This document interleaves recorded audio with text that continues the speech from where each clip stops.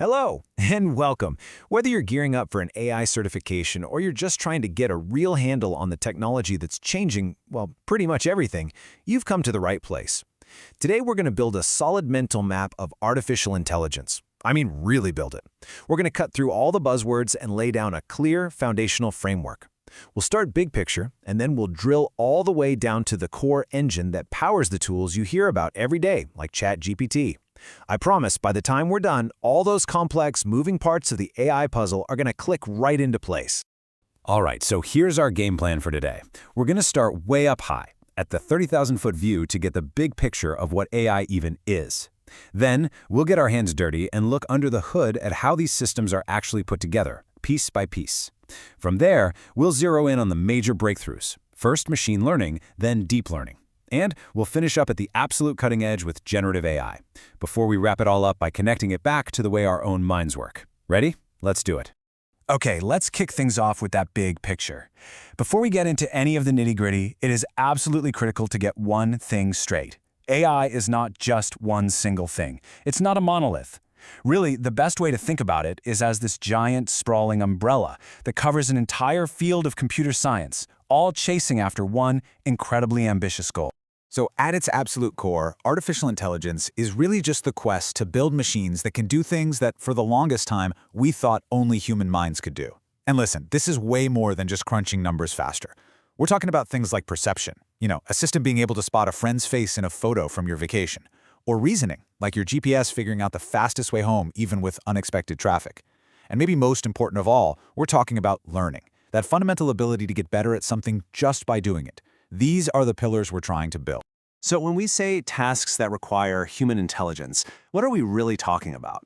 Well, you can think of these as the grand challenges for the entire field of AI. It all starts with perception. Can a machine see, hear, and actually make sense of the messy, chaotic real world? Then you've got reasoning and problem solving. Think of a computer diagnosing a weird engine problem. Then there's learning from experience, which is really the bedrock of all modern AI. Decision-making, picking the best move in a chess game out of billions of possibilities, and finally, the big one, language, understanding it and even generating it. Okay, now this slide right here, this is probably the most important framework you need to understand. If you get this, everything else makes sense. The best analogy is a set of Russian nesting dolls. The biggest, outermost doll is artificial intelligence. That's the whole field, the big dream. Now you open that up, and inside you find machine learning. It's not something different. It's a specific way of doing AI. Pop that one open, and you'll find deep learning, an even more powerful technique inside of machine learning. And then finally, inside that, you get to the latest breakthrough, generative AI. See how that works? Each layer is just a more specialized part of the one before it. Get this hierarchy down, and you've got the map. And just so we're clear, this stuff isn't science fiction anymore. AI is all around us, every single day. The computer vision that lets a self-driving car see a stop sign, that's AI. The fraud detection that sends you a text when there's a weird charge on your credit card, that's AI too. And in the business world, you've got stuff like intelligent document processing, or IDP, which is basically AI that can read and understand millions of messy documents like invoices or contracts automatically. It saves companies a ridiculous amount of time. This is happening right now, at a massive scale. So, we've got the what down. We understand the concepts and the hierarchy. Now let's switch gears and talk about the how. How do you actually build one of these things from the ground up? Well, it's not magic. It's a structured process called the AI stack. And for anybody studying for a certification, this is the blueprint. This is how engineers take an idea from a whiteboard and turn it into a real working AI application. Every single AI app you've ever used is built on these 4 layers. Think of it like building a house. You have to start with the foundation, which is layer 1, the data layer. This is everything. There's an old saying, garbage in, garbage out, and it has never been more true.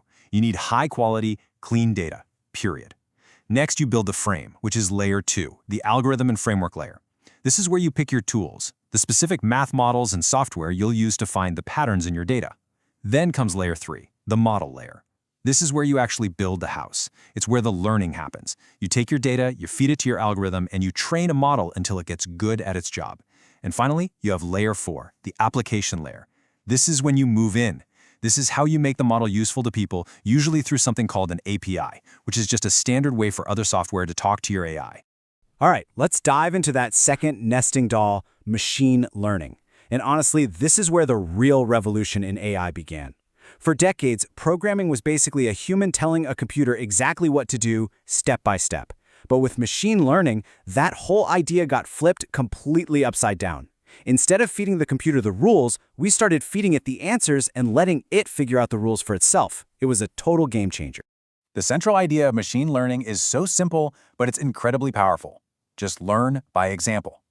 Think about it. How would you program a computer to recognize a cat? The old way, the rule-based way, you'd have to try and write down the rules for catness. If it has pointy ears, and it has whiskers, and it's furry, it's a nightmare. It's impossible. The machine learning way, you don't write a single rule. You just show the computer 10,000 pictures of cats, and it learns the statistical patterns of pixels that mean cat. In a very real way, the program is writing itself, just based on the data you show it. And this slide just lays that difference out perfectly. On the left, you've got the old-school, rule-based way. Back in the 70s, they built these expert systems where real human doctors had to sit down and write thousands of if-then rules to diagnose diseases. It was amazing for its time, but it was so brittle. If a new disease popped up, a human had to go back and rewrite the rules. It just couldn't scale. Now look at the right. That's the modern, data-driven world of machine learning. We don't write the rules. We just show the system millions of patient files, and it finds the patterns itself. This data-driven idea, it's the engine behind all modern AI. So, let's talk about the bread and butter of what machine learning actually does. You'll run into two main types of tasks. The first is called regression. All that means is we're trying to predict a number on a sliding scale. Think about a website that predicts a house price based on its square footage and zip code. The output is a number. The other main task is classification. This is all about putting things into boxes or categories. The classic example is your email. Is this message spam or not spam? Is this credit card transaction fraud or not fraud? For both of these, the machine learns how to make the right call by looking at thousands and thousands of past examples. Okay, if you're going to write one thing down from this whole section, make it this. The rules are learned from data, not hard-coded. I'm going to say it again. The rules are learned from data, not hard-coded. This is the absolute core of the whole shift.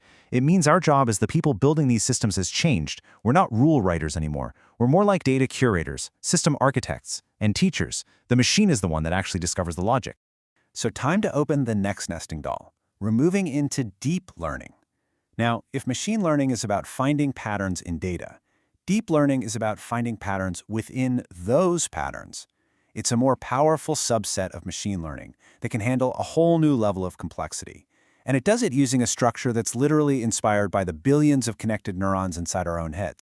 So what exactly is the deep part of deep learning? It's actually pretty simple. It just refers to the number of layers in its artificial neural network. You've got data that comes in through an input layer, it gets crunched through a bunch of hidden layers in the middle, and then an answer pops out of the output layer. The real magic happens in those hidden layers. Each layer learns to spot patterns at a different level of abstraction, and then it passes what it learned to the next layer, which builds on it. It's this hierarchy of learning that gives it its incredible power. And what can you do with this power? Well, the results have been completely revolutionary. Deep learning is the technology behind the Face ID on your phone. It's what lets your smart assistant understand what you're saying. It's the magic behind those real-time translation apps. All of these things, recognizing images, understanding speech, they were huge, huge challenges for older ML techniques because the data is so messy. Deep learning was the breakthrough that finally cracked the code. But, and this is a big but, all that incredible power comes with a price. There are two big requirements that any practitioner has to know about. First, deep learning models have an insatiable appetite for data. They are incredibly data hungry. We're talking millions of images or years and years of audio. Second, they need a ton of computational horsepower. Training these things involves a mind-boggling number of calculations, and that's why specialized computer chips, called GPUs, or graphics processing units, became the workhorses of AI. Fun fact, they were originally made for video games, but it turns out they're perfect for the type of math that deep learning needs. This slide gives you a great way to picture how this whole layered learning thing works. So imagine we want a network to recognize handwritten numbers. The raw pixels of the image go in on the left. Now, that first hidden layer, it doesn't see the number 8. It just learns to spot really basic things, like little diagonal lines and small curves. Then, the next layer takes those lines and curves as its input and learns to combine them into bigger shapes, like circles. And by the time you get to the end, the final layers are putting those circles together, one on top of the other, to recognize a complete 8. And here's the mind-blowing part. We never told it to look for lines or circles. It figured out that entire hierarchy of features all by itself, just by looking at the data. And that brings us to the very center of our nesting doll. The latest, and you could argue the most disruptive wave in AI, generative AI. See, up to now, everything we've talked about has been about analysis or prediction, classifying an image, predicting a price, that sort of thing. Generative AI is a fundamental pivot. We're moving away from just predicting, and we're moving toward creating. We're talking about generating completely new, original content that has never existed before. So what are these models? Well, they're a special kind of deep learning model. The key thing to know about them is that they're pre-trained on just an insane amount of data. Basically, a huge chunk of the entire internet. Think of it like this. The model has already read the entire library, looked at every painting, and listened to every song. This massive pre-training phase gives it a really deep, foundational understanding of language, and art, and logic. Then, it can use all that stored knowledge to generate something brand new based on a request from a user, which we call a prompt. So what was the secret sauce? What was the technical breakthrough that unlocked all of this? Well, it was a brand new type of neural network architecture that was introduced back in 2017. It's called the transformer. And the transformer is the engine inside pretty much all of the modern large language models, or LLMs, that you hear about, including ChatGPT. It was a complete and total game changer for how computers understand language. So what's the big deal with the transformer? Well, the old models had to read text one word at a time, kind of like reading a sentence through a tiny straw. By the time they got to the end of a long paragraph, they'd often forgotten what the beginning was about. But a transformer can see the whole document all at once, and its superpower is something called self-attention. It allows the model to look at every word and understand how it relates to every other word. So it can figure out that in the sentence, "the robot picked up the ball and threw it," the word "it" refers back to the ball, not the robot. That deep understanding of context is everything. And believe me, it is not stopping with just text. The real cutting edge right now is something called multimodal AI. Now, modality is just a fancy word for a type of data, like text or an image or sound. A multimodal model can understand and work with all of these at the same time. You could give it a picture and ask it a question about the picture using your voice. Or, like this slide shows, you could give it a text prompt, an image, and a sound clip, and ask it to generate a brand new video that combines all of those elements. This fusion of digital senses is what's coming next. Okay, let's bring it all home. For our last section, we're going to tie all of this together. We've gone through a lot of technical stuff, from the AI stack to transformers, so let's try to lock it all in with a simple framework that compares each type of AI we've discussed to a different way that we, as humans, think. This analogy should really help make these ideas stick. This table just lays it out so perfectly. Let's walk through it.